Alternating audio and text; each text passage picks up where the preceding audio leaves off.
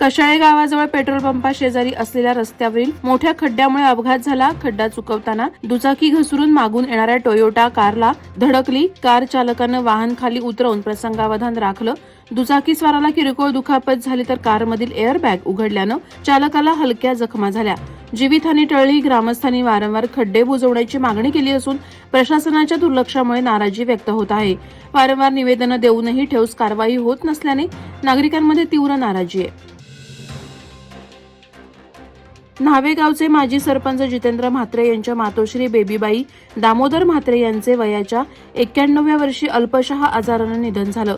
त्यांच्या निधनाबद्दल राज्याचे माजी नगरविकास मंत्री रवींद्र माने, वनमंत्री गणेश नाईक, माजी खासदार रामशेठ ठाकूर आणि अन्य मान्यवरांनी कुटुंबियांचं सांत्वन केलं. बेबीबाई म्हात्रे या सामाजिक कार्यासाठी परिचित होत्या. त्यांच्या अंत्ययात्रेसाठी मोठ्या संख्येनं ग्रामस्थ उपस्थित होते. त्यांच्या निधनानं परिसरात हळहळ व्यक्त केली जात आहे. रायगड जिल्हा परिषद निवडणुकीत वासांबे विभागात नेहा भूषण परांगे यांनी ऐतिहासिक विजय मिळवून राष्ट्रवादी काँग्रेसचे दिग्गज नेते संदीप मुंडे यांचा पराभव केला. 1300 पेक्षा अधिक मताधिक्यानं विजय मिळवत गेल्या 25 वर्षांपासून असलेल्या वर्चस्वाला धक्का दिला. माजी खासदार रामशेठ ठाकूर, आमदार प्रशांत ठाकूर आणि आमदार महेश बालदी यांच्या मार्गदर्शनामुळे हा विजय शक्य झाल्याचं सांगण्यात आलं. या निकालामुळे जिल्ह्यात राजकीय चर्चेला उधाण आलंय. गेल्या 25-26 वर्षांपासून असलेल्या संदीप मुंडे यांच्या वर्चस्वाला नेहा परांगे यांनी सुरुंग लावलाय. नवीन पनवेल येथे राज्याचे उच्च व तंत्र शिक्षण मंत्री चंद्रकांत पाटील यांच्या हस्ते पिलई विद्यापीठाचा भव्य उद्घाटन सोहळा उत्साहात संपन्न झाला.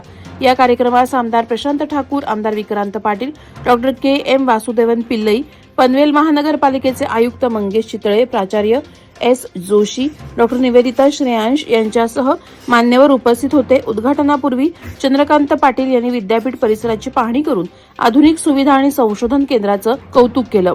पिलई विद्यापीठ विकसित भारत 2047 साठी कुशल मनुष्यबळ घडवण्यात महत्वाची भूमिका बजावेल असं त्यांनी सांगितलं. सीमा वादग्रस्त बेळगाव येथील मराठा मंदिरात पार पडलेल्या महाराष्ट्र एकीकरण समितीच्या बैठकीत दैनिक वादळवारा वृत्तपत्राचे माणगाव प्रतिनिधी आणि ज्येष्ठ पत्रकार नरेश पाटील यांचा विशेष अभिनंदन ठराव एकमतानं मंजूर करण्यात आला. मराठी भाषा, संस्कृती आणि अस्मितेच्या लढ्यासाठी माध्यमातून दिलेल्या योगदानाबद्दल त्यांचा गौरव करण्यात आला. मराठी सन्मान यात्राला सातत्यपूर्ण प्रसिद्धी देऊन मराठी जनभावना व्यापक स्तरावर पोहोचवल्याबद्दल हा सन्मान जाहीर करण्यात आला.